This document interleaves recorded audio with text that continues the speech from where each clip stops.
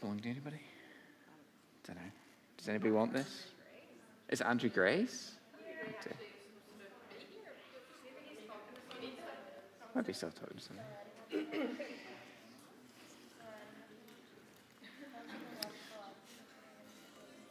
Right, let's make a start. So yeah, all of you have already been introduced to me. I'm Andrew, and if you don't know me, it's lovely to meet you. And Caroline has asked me to come along and talk a little bit about apologetics and some topics in apologetics we'll be covering over the next few months. To start off with, I thought I would gauge my audience and figure out, do we know anything about apologetics? Hands up if you do not know what apologetics is. Good, okay. So let's start from basics, that's good. So sometimes when people hear about apologetics, they think that it's somehow apologizing for what we believe as Christians, but it's really not about that. Apologetics is from a Greek word, apologia, which just means a defense, giving an answer to people. And the reason why this is important is because we don't just believe Christianity is true because people have told us it's true. We don't just believe that it's true because we hope that it's true. We've actually got good, reasonable evidences that would actually make us believe that Christianity is true. We're rational to believe it. And we're rational to believe that there is a God who has revealed himself in Jesus Christ. Now, apologetics has a wide range of areas in it. Some of them deal with things like the historical reliability of the Gospels. How do we know that the Gospel accounts of Jesus' life are actually reliable? Other areas deal with more philosophical questions like suffering and evil. Why is there suffering and evil in the world if there is a good God who could put an end to it? And so there's a wide range of topics that are covered in apologetics that are basically given the task of trying to come up with good explanations for why we should believe in God and why we should believe in the God of the Bible. And so tonight we are looking at this, the cosmological argument. And it all sounds very technical, but the question really is, why is there something rather than nothing? And where did it all come from? And it's a question which seems very simple, but it's a question which has taxed the most brilliant of minds, and many philosophers have said that this is the most important question that we can actually ask. So I've got a few philosophers here. Gottfried Leibniz, back in the 17th century, he said, the first question which should rightly be asked will be, why is there something rather than nothing? Well, he's a Christian philosopher, so maybe he's got a vested interest in the whole thing. But Martin Heidegger was not a Christian. And he said something very similar. He said, and it's very technical, why are there existence rather than nothing? That is the question. Clearly, it's no ordinary question. Why are there existence? Why is there anything at all rather than nothing? Obviously, this is the first of all questions. Well, I'm sure that you've asked that question yourself before sometimes. Maybe you've looked up into the night sky. Maybe you've looked out over across a beautiful landscape, and you've asked yourself the question, well, why is this all here at all? Why is it here? And for the Christian, the answer to that question is really quite simple. It's here because God made it. He put it here. And we find that satisfactory until we find ourselves perhaps with some non-Christian friends or people that don't believe in God that we happen to come into contact with. And maybe we're sitting with them out in a starry night looking at the grandeur of creation. And we say, it's amazing to think that all this is here because God put it here. And they say, actually, I'm not so sure. Maybe they say, I don't think God put it here at all. I don't think that's a very good explanation. Or maybe they say, I think it's always been here. And in that case, you don't need a God to explain why it's here at all. And when we start facing questions like that, then we realize that we need to come up with some kind of answers to those questions. We can't just sit back and say, well, that's just what I believe and that's the end of it. Because then we're just reduced to just opinions. And as Christians, we believe that actually there might be good evidence, there might be good reasons to believe that God is the one who's created everything. But before we launch into the task of apologetics, we have to ask ourselves the question is this task of apologetics biblical? Are what we're doing when we're doing apologetics actually something that the Bible wants us to do? Because maybe some Christians might come along to us and they will say, actually, this isn't something that we should be worried about. We should just tell people, believe in the Bible, trust in God, don't worry about these difficult questions. It's too philosophical. It's too technical. Now, I think that's a minority opinion amongst Christians. Most Christians don't say that, but some Christians do say that. And what I want to show you is that the Bible actually wants us to look for reasonable explanations for why Christianity is true. And so in Romans, you've got this verse that Paul writes, and he's writing to the Christians at Rome, explaining to people why it's inexcusable that they don't believe in God, why people at Rome and the rest of the world don't believe in God. And Paul says, for since the creation of the world, God's invisible qualities, his eternal power and divine nature have been clearly seen, being understood from what has been made, so that people are without excuse. So Paul's point simply is this, that when people look around and see what's been made, they should know that there is a God. And they've got no excuse for saying that there isn't a God or that God is like an idol or something like that, because God has left people without excuse. He's left evidence in the world around us that we can see and know that there really is a God.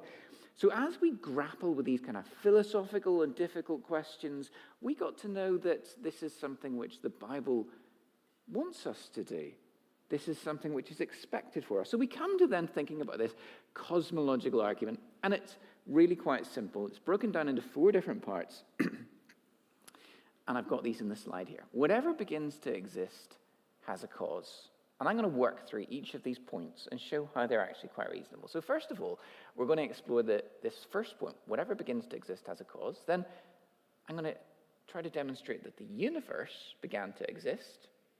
And if the universe is one of those things that began to exist, then therefore the universe must have a cause. And I'm going to put it to you that that cause has to be God.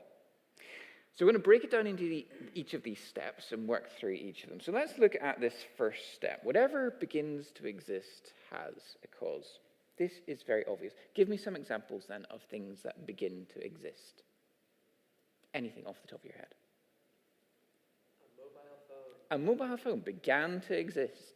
Anything else? Movies began to exist. Anything else? A watch began to exist. Actors and singers, and all of these things began to exist. And what caused these things to exist? Well, in the case of physical objects, these things come into existence because people make them. In the case of rules, people design these rules. Whatever begins to exist has a cause. Whenever we see something that's come into existence, we don't just imagine that it's burst into existence spontaneously. If I see a pizza sitting on a counter somewhere, I don't imagine this pizza just spontaneously came into existence. When we go about through life, in our everyday life, we expect that things that exist have a cause. And that seems so obvious as to be just plain common sense. I don't want to get too technical, but there are some people that might push against that and say that in quantum physics, things can pop into existence. And they might say that there's quantum particles that can just pop into existence without any explanation. But that's not quite true. So, and again, I don't want to get too technical. There's atoms like uranium, and uranium releases energy. It releases what's known as alpha particles at various intervals. Now, the problem is we don't know when it's going to eject an alpha particle. It just happens. But the point to note is that even though we can't predict exactly when an alpha particle is going to appear, it still works according to the rules and the laws of quantum physics. It doesn't come out of nothing. It comes out of the uranium atom. We can't predict when it's going to happen, but it does follow the rules of quantum physics. So to say then that there is anything in the universe that pops into existence without any cause is simply unbelievable. So I think it's really difficult to argue against this first point, that whatever begins to exist must have a cause. It's so obvious. Now, the second step of our argument is that the universe is one of those things that began to exist. If we want to show that the universe has a cause, which we do, then we need to show that it is one of these things that began to exist at a point in time in the past. If it was around forever, then we don't need to say that it has a cause, because it would just, by definition, always be there. Now, when we try to make this argument that the universe began to exist, there's two ways we can do this. One way is the philosophical way, and the second way is the scientific way. I'm going to have a go at both to show that the universe must have a beginning. So let's begin with the philosophical way. And I imagine that many of you have toyed with the idea of infinity at various different points. Sometimes when my boys are bored, usually it's going in car journeys, they'll ask me trick questions about infinity. They'll say, what's infinity plus 1? And the answer, of course, is infinity. Or they'll be like, what's infinity divided by 2? It's infinity. And infinity is one of those concepts that no matter what mathematical operation you do to it, you're still left with infinity. Imagine you've got an infinite Smartie tube, which is filled with an infinite number of Smarties. And you take away all of the red Smarties. How many Smarties are you left with? You're left with an infinite number of Smarties. So it's one of those ideas that just seems so strange. We don't exactly know what to do with this. And this is because infinity in some areas of mathematics works okay as a concept, but doesn't work practically. You cannot have an actual infinity. An actual infinity does not exist and cannot exist. And when we apply that to the idea of the universe, we can see that the idea breaks down. You cannot have an infinite universe. You cannot have a universe which has existed for an infinite number of years. Otherwise, we would never arrive at the present. It would always be an infinite regress into the past. So the idea of an actual infinity doesn't work. You cannot have an actually infinite number of years. So the universe, logically and philosophically, cannot always have existed. But some people would say that that's an argument against God as well, then, is it not? If you say that the universe can't always have existed, well, you can't say that God has always existed for an infinite number of years, can you? But this would actually be making a mistake, because what we're saying as Christians is not that God has existed for an infinite number of years, but that God exists outside of the category of time completely. He exists outside of the space-time universe which he created. Therefore, he is not an actual infinite. He exists outside of the infinite number of years.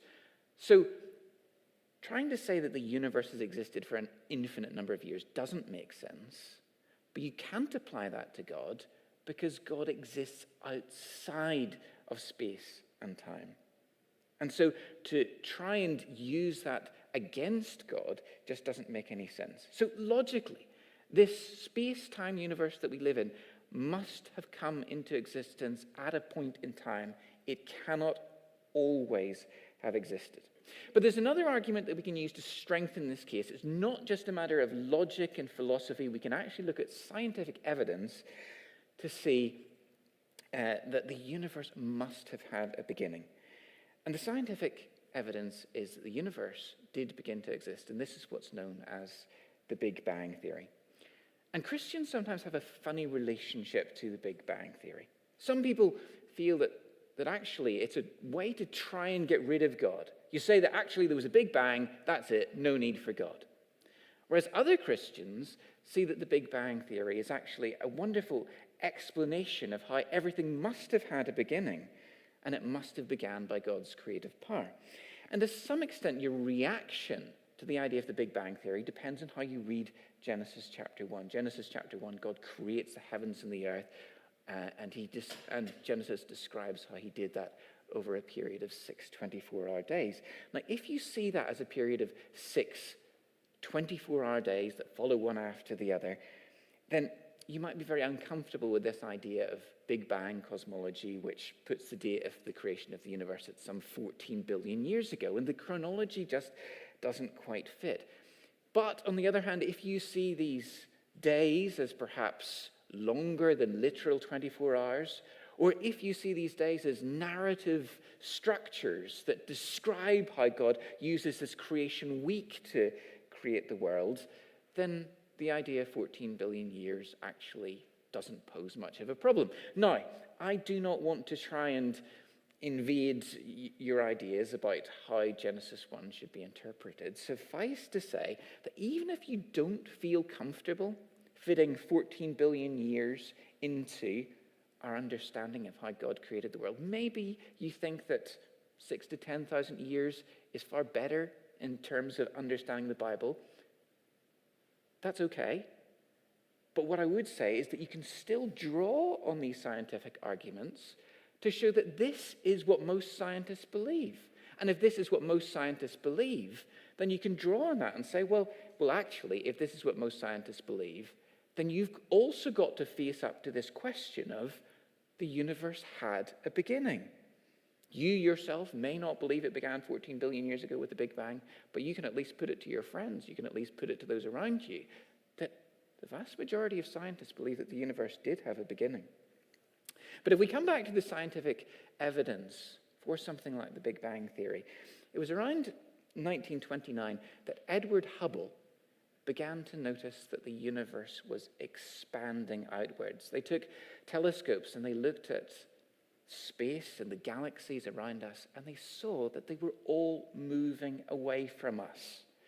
And this was a bit of a problem because previously people had believed that everything was just static in the universe. But instead he observed that things were moving outwards. And as you looked at other galaxies, you could see that they were moving away from each other. And the question is, well, what do you make of this? Why is the universe expanding outwards? Well, some scientists, like Fred Hoyle at the time, came up with the explanation of a steady state universe. And he said that the universe had eternally existed, but that it was just creating new matter at the edges of the universe. Now, this was philosophically problematic because he was still trying to cling on to this idea of an eternal universe, but also scientifically ludicrous, the idea that things were continuously being created at the edges of the universe. Until eventually, scientists began to notice that there was background radiation that they could detect from the initial point of explosion of the universe. From shortly after this initial explosion, they were able to detect background radiation that was almost definitive evidence for the Big Bang. Imagine, if you will, you've got this lovely pond, and you take a stone and you throw the stone into the pond, and you see the ripples moving outwards. In essence, this is what scientists were able to show, that things were not only moving outwards, but they're able to detect the evidence that there had been that initial splash in the beginning. And so there was clear evidence for these scientists that everything had begun to exist. But scientists began to react strongly against this. Back in the 30s and 40s, they pushed back against it. They didn't like it at all. So this is Arthur Eddington, an English astronomer in 1931. He says, "I've no axe to grind in this discussion," which I think he does actually. But he says, "But the notion of a beginning is repugnant to me. I simply do not believe the present order of things started off with a bang. The expanding universe is preposterous, incredible. It leaves me cold." Well, the idea then of these detached neutral scientists, you can see, is a myth. They've clearly got strong opinions about how things ought to be in order to fit into their view of the world. And they're saying that this idea of a universe that's expanding outwards just doesn't really fit with how they see things. They don't like that idea. And I think you can guess why they don't like that idea. Walter Nernst, writing around the same kind of time, German scientist, he says, "To deny the infinite duration of time would be to betray the foundations of science." Even though the idea is philosophically absurd, he wants to insist that there was an infinite duration of time, an idea which is widely dismissed now because we, the vast majority of scientists, believe that the universe, the space-time universe, began at a singular point in time. And so this brings us back to our central point. The universe began to exist. Logically, it doesn't make sense to have an infinite universe. You cannot have an infinite universe. And scientifically, it doesn't make sense because all the scientific evidence is now pointing to the fact that it began at a singular point. So we've argued for these first two steps. Everything that begins to exist must have a cause. That's obvious.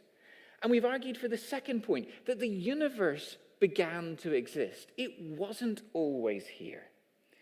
And then that brings us to our conclusion. Well, the universe itself must have a cause. Something, or rather someone, must have brought it all into existence. And then you've got to think, well, what kind of thing, what kind of being must have brought all of this universe into existence? Well, they must exist outside of space and time. They must be incredibly powerful, more powerful than anything else in all of the space-time universe. And this being must be self-existent, because they are not bound by the laws of space and time. They exist outside of all that. Therefore, nothing can threaten their existence. They are self-existent.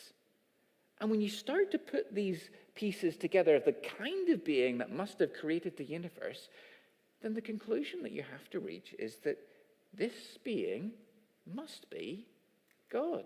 The cause of the universe must be God.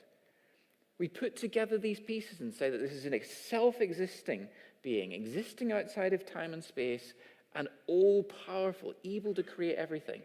And that must be God. And so you see, in these 4 simple steps, we've moved from just saying that everything that comes into existence must have a cause, to saying that the universe came into existence, to saying that the universe must have a cause, and that cause must be God.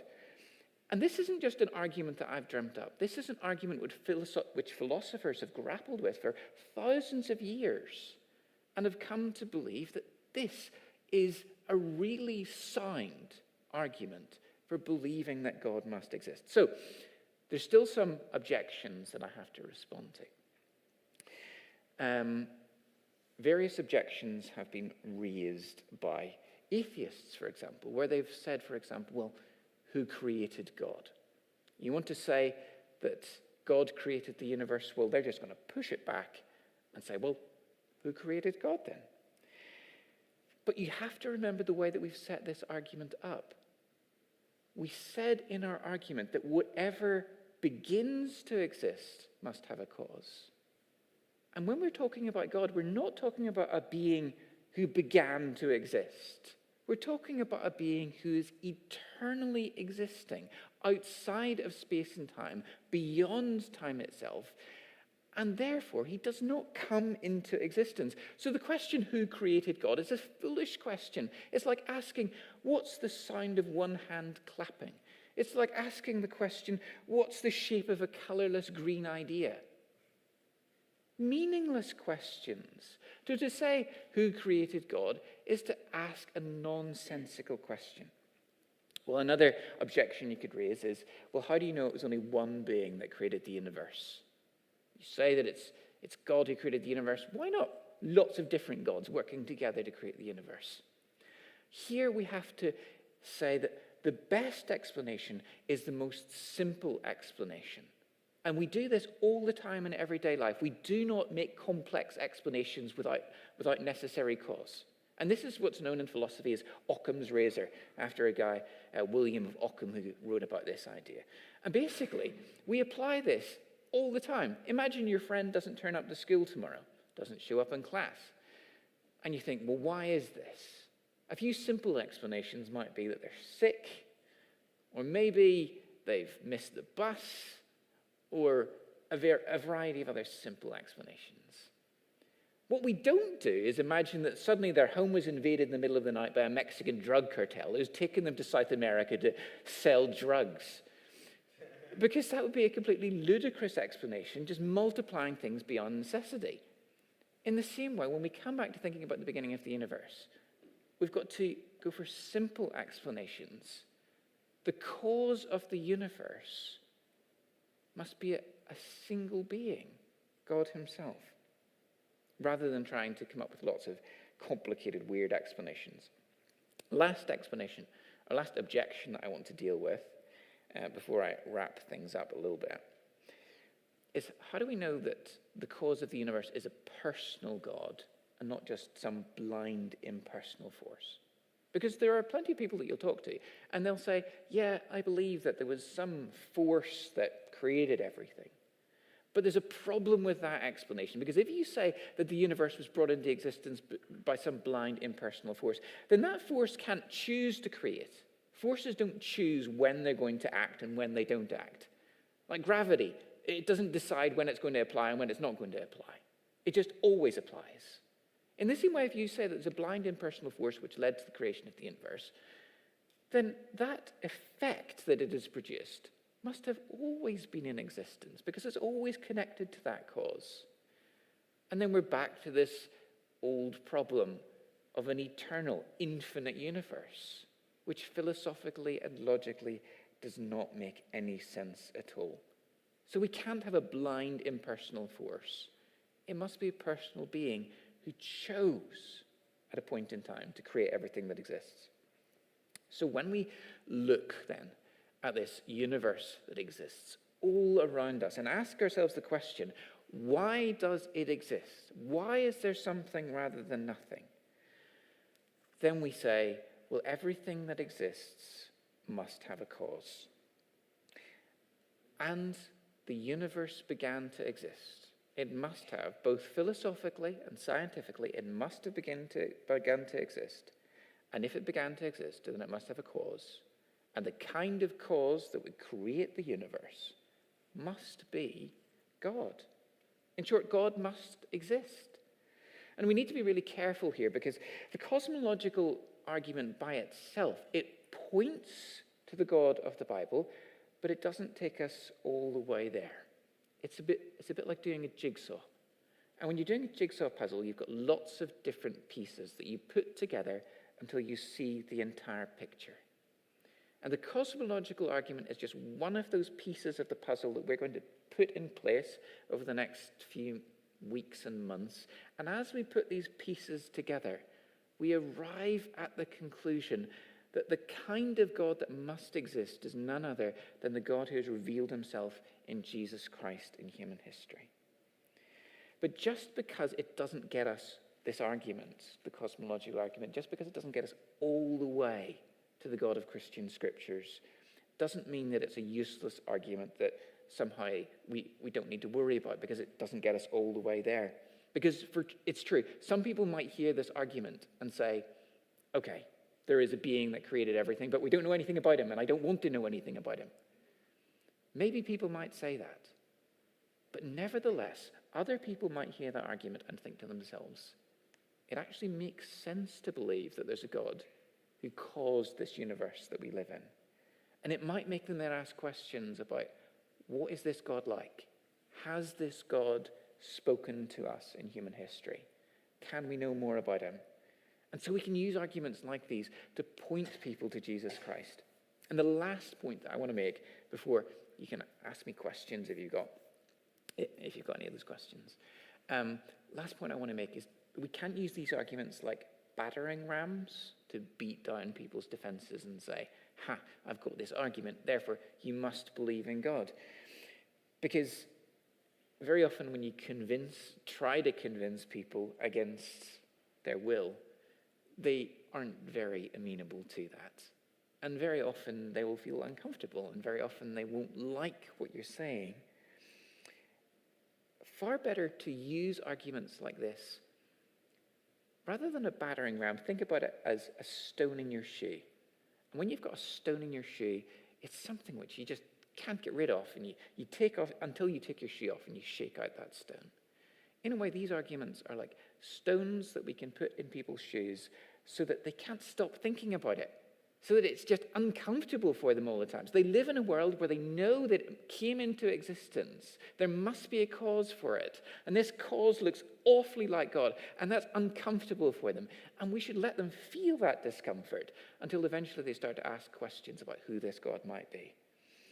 And so we want people to ask these questions, and we want to be able to use arguments like the cosmological argument to present people with the evidence for believing in God. Let's see, are there any, I'll take questions, then I'll pray. Is that okay? Does anybody have any questions?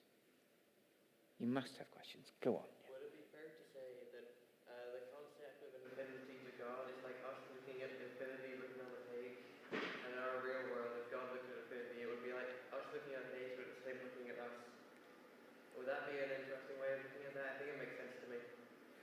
It's a very interesting explanation. Can you explain that a little bit more for me? Yeah, so the problem is if people go infinite regress of years, Yeah.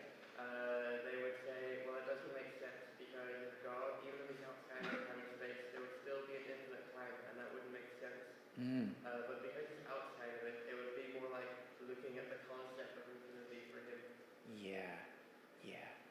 I think that's helpful. I think it's always important to bear in mind that God exists outside of space and time, and that he's completely beyond those kinds of concepts. So yeah, well, it's helpful, yeah. Go ahead. You know when you said, I don't know what this religion you said, but you know when you said, who made God? Yeah. And then if God doesn't exist, then who would make the rainbow even? Exactly. And who would make the promise?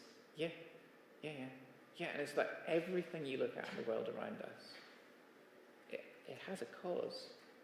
And the Christian explanation that it's a loving creator God that's made everything makes the most sense. Yep. Any pushback? Has anybody encountered pushback from friends when they've tried to argue in this way?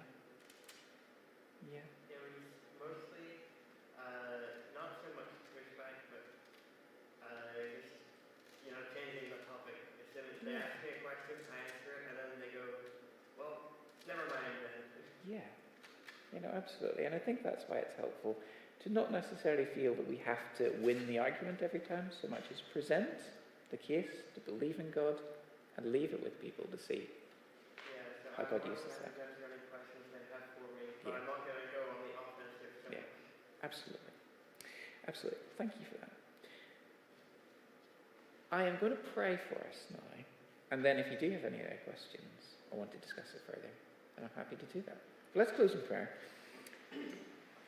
Heavenly Father, we thank you that as we think philosophically and scientifically about the world around us, it keeps driving us to the conclusion that you are the God who is there.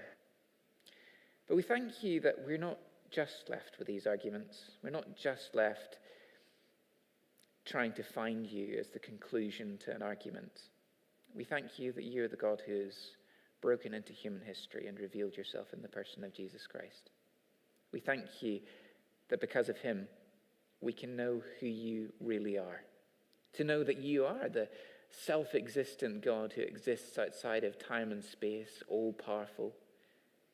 But we thank you that in Jesus Christ we discover that you are the all-loving God who redeems us from our sin and brokenness and will one day put all things new. And so we thank you for this and pray that as we reflect on these arguments, that it will strengthen our faith and deepen our commitment to sharing this with other people, to let them know that you are a God who has revealed yourself and has left us without excuse.